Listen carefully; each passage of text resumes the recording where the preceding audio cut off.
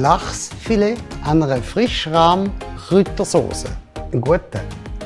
Wie du siehst, bin ich erfolgreich gewesen. Gestern in Alaska einen frischen Lachs gefangen, sofort angebracht. Und was braucht es sonst noch? Butter für den Form. Wir machen das gratiniert.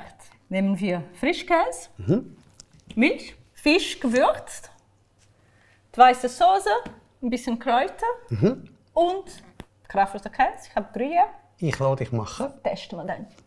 Bis später. Der Ofen ist schon eingeschaltet, am Vorheizen, 200 Grad. Ich bereite jetzt die Soße für den Lachs. Ich habe Vollmilch genommen, ein bisschen von der feinen steady weiße Soße.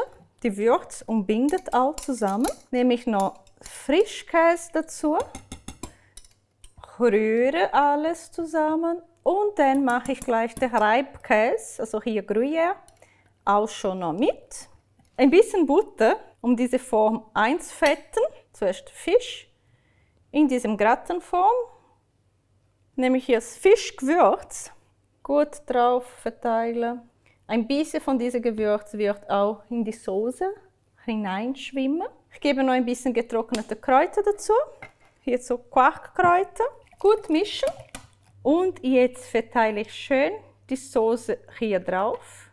Gut, also die Zeit, in der wir arbeiten muss, ist schon vorbei. Das kommt jetzt in den Ofen, vorgeheizt. Wow. Also die Soße will ich sicher auch probieren. Riecht noch. Wow. Wow. Einfach mal ein Das ist schön zu hören. Danke vielmals. Sehr gerne. Und bis für euch? nächstes Mal. Einen guten. Ciao zusammen. Ciao, ciao. Dankeschön. Bye, bye.